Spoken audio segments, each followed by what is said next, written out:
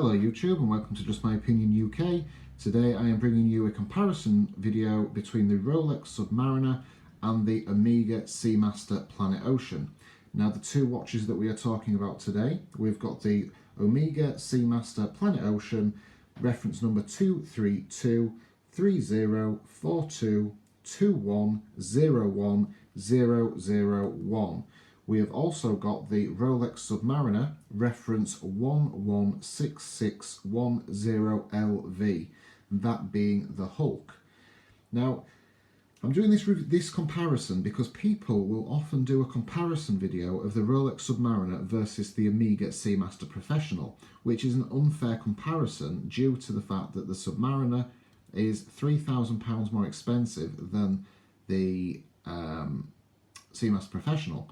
So it's an unfair comparison. Now the comparison between the Submariner and the Planet Ocean is a bit more fair because although there is still a price gap, the Omega is £1,400 cheaper, the gap is narrower. So it's a more fair comparison of the two watches. So we're going to get into the review. We're going to get, now I've done reviews, in-depth reviews of both watches. So if you're wanting to know any information on one of these watches, please check out my other videos and you can look at the full reviews. But no, for now, what we're doing is we're doing a direct comparison of the two watches. So, to start with, we've got the Omega Seamaster Planet Ocean. We've got the Submariner from Rolex.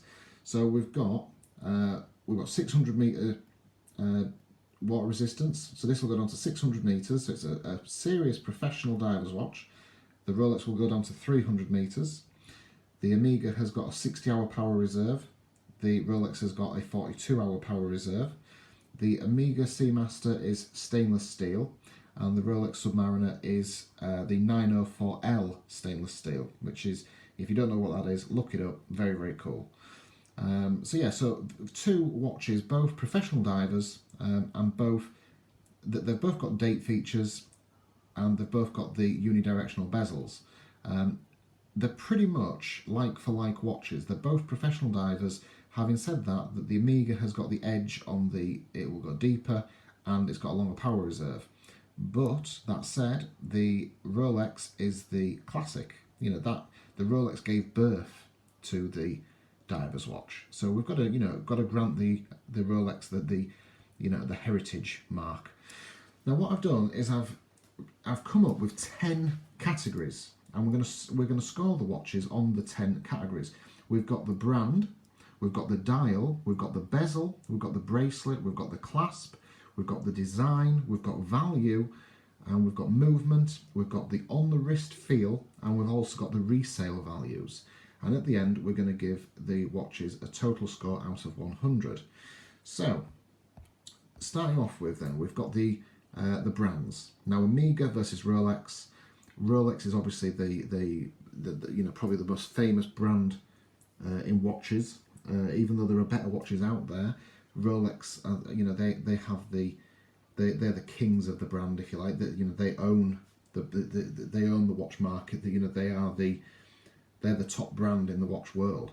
Now, for that, I've got to score them down a little bit because Rolex do have a little bit of a negative side. They do have a little bit of a stigma. People don't always associate a Rolex with good things. So, and some people I know who own Rolexes do shy away from showing it off a little bit. That they are a little bit shy about having a Rolex on the wrist. So for that, I'm going to give the Rolex a 9 out of 10. The Omega, however, I'm going to give them a 10 because Omega, obviously famous for Bond, as the Rolex was. The Rolex in the 60s and that they were famous for Bond as well. But Omega of late have looked after the Bond movies through the entire Pierce Brosnan era, and they've also looked after the more recent Daniel Craig movies. So, cool factor, tied with Bond. Omega get a big point score there, and also Omega obviously have the ties with NASA, which again puts Omega ahead with for the brand. Rolex is the most prestigious brand, but that isn't always what people want. That I own a Rolex because I like the watch and I like the movement and I like the quality. I don't own it for what it says about me as a person. Owning an Omega, however, doesn't say anything about you as a person. It's just you like the watch, you like the brand. So I feel that the Omega wins on the brand front. So the Omega gets a 10, the Rolex gets a 9. Now moving on to the dial, I am giving the Omega a 10 and I'm giving the Rolex a 9. Reason being for this is Omega have gone to great depths to put everything on their dial. Apart from the professional and the writing here, everything is inlaid onto the dial. So there's quite a lot of workmanship gone into the dial on this watch. Everything's laid into the dial, whereas Rolex have just provided a dial with the Rolex emblem. The Submariner and all the writing is already written on the dial. Yes, they've applied the minute markers, the hour markers, and granted it's 18 karat white gold as well, I should add.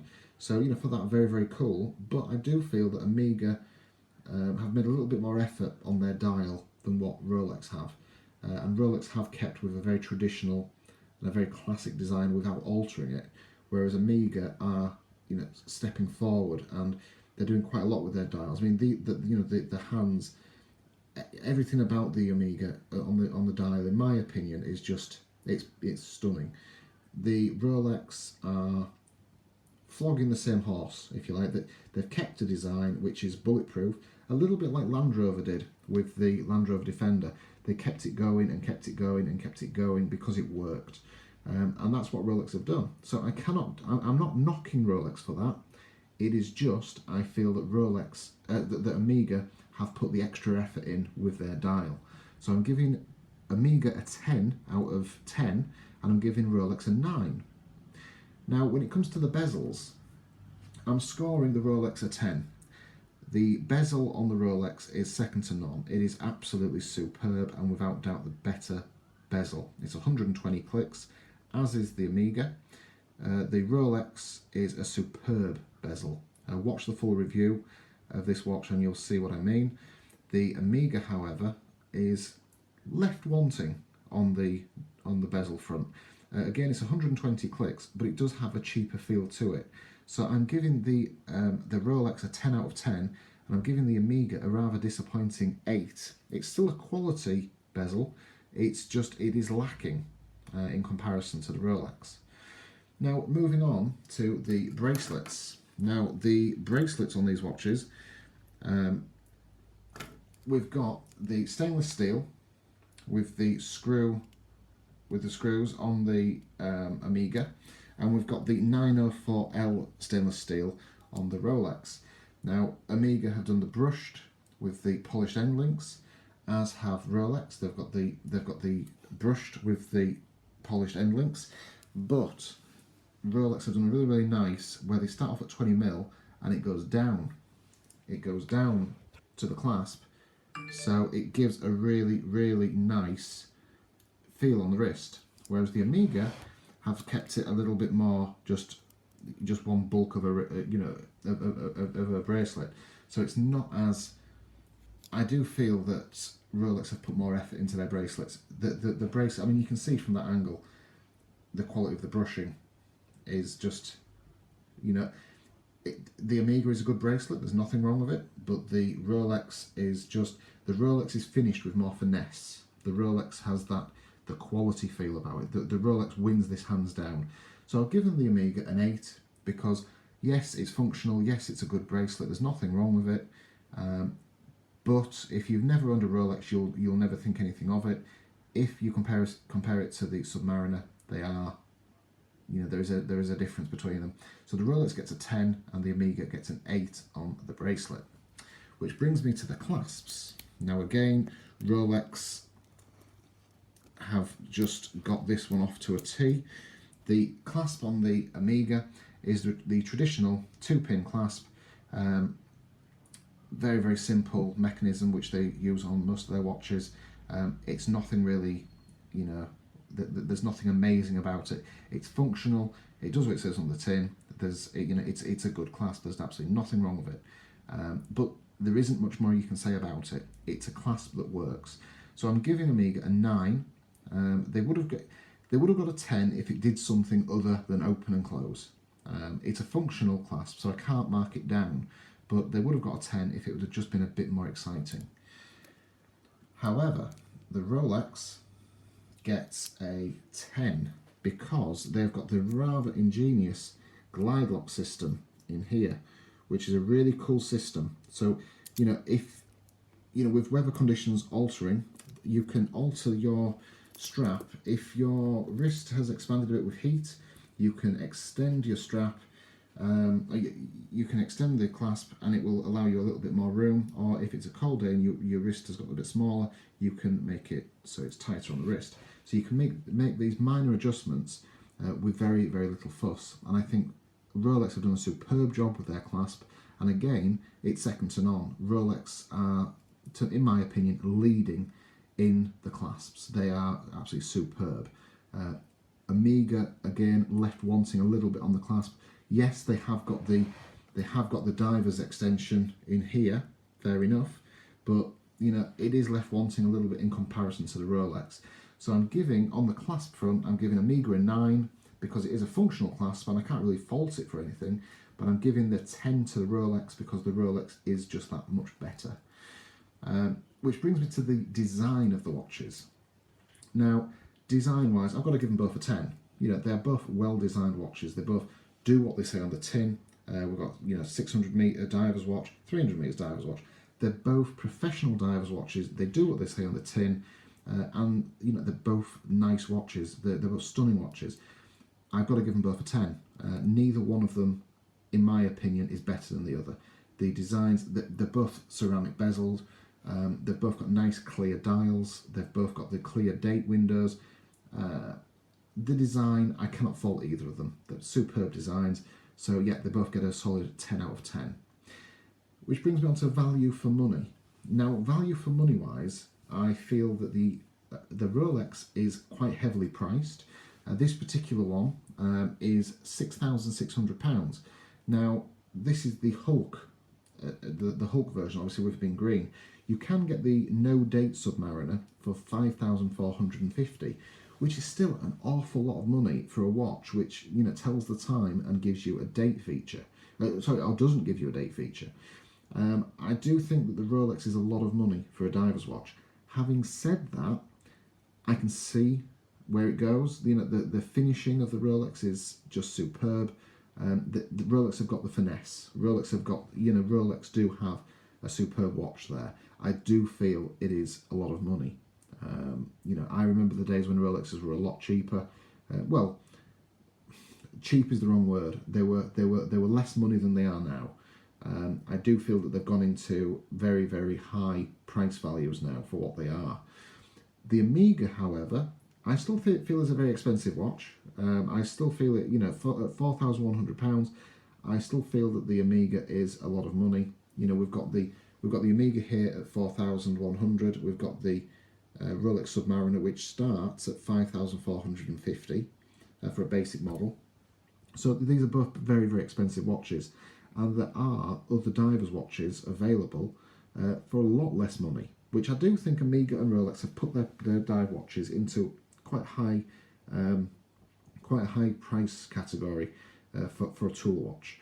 So because of that, I've given the Omega a 9 because it is cheaper to buy than the Rolex, and I've given the Rolex an 8. Now, before people jump onto the but the Rolex holds its money better bandwagon, just hold those thoughts because I do come to that later on in the review. So on the value, I'm giving the Omega a 9 and I'm giving the Rolex an 8. Which brings me to the movement. Now, the movements in both these watches are both in-house automatic movements. The Omega has a 60-hour power reserve and the Rolex has a 42-hour power reserve. The Omega is 600-meter water resistant and the Rolex is 300-meter water resistant. Both in-house movements, both fantastic movements. The Omega has the caliber 8500 movement, which is the coaxial movement. Very, very good reliable movement, anti-magnetic, whereas the Rolex uses the 3135 movement, which is obviously the version with the date, because obviously you can get the other version, which is the non-date version. Both movements are superb, tried and tested, very, very good movements. Again, with the movements, I've given both watches a 10 out of 10. Superb movements, cannot fault them. Brings me on to on the wrist. Now, on the wrist, for me personally, being a bigger chap, I give the Omega the edge on this. The Rolex, I feel, at 40mm is a little bit on the slender side. Having said that, Omega have tried to bulk the Submariner out a little bit by putting the bigger lugs on of late.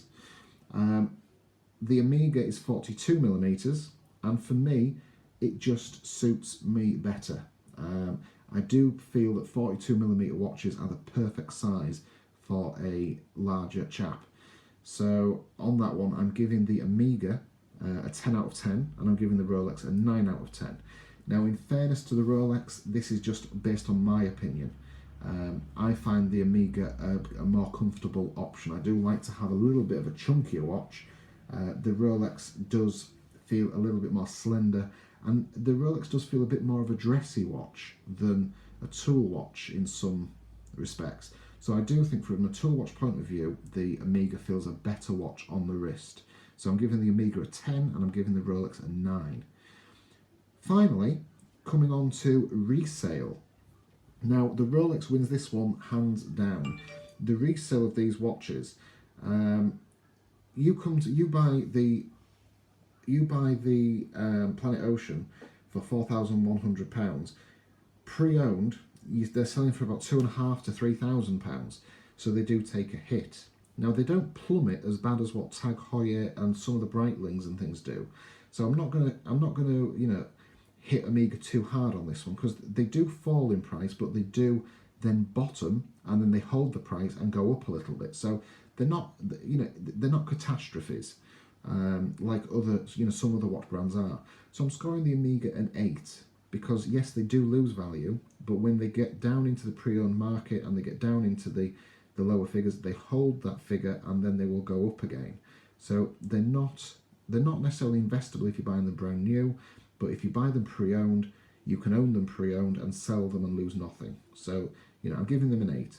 However, Rolex, I'm giving them a very strong 10 out of 10 for resale value. You can purchase a Rolex brand new, a Submariner brand new for $5,450. You can wear it on the wrist for about a year, and then you can probably sell it and get your money back. So, credit to Rolex, I'm giving them a 10 out of 10 on that one. So the resale value, the Omega gets an 8, the Rolex gets a 10, which sort of levels out the value topic, because obviously the Omega won the value because you can buy the Omega cheaper than the Rolex, but you buy the Rolex, it's as good as money in the bank. You can own the Rolex, and if you ever want money, you can cash it in at any time and get your money back. So I think from that perspective, the Rolex is a good investable watch. So that brings me on to the totals.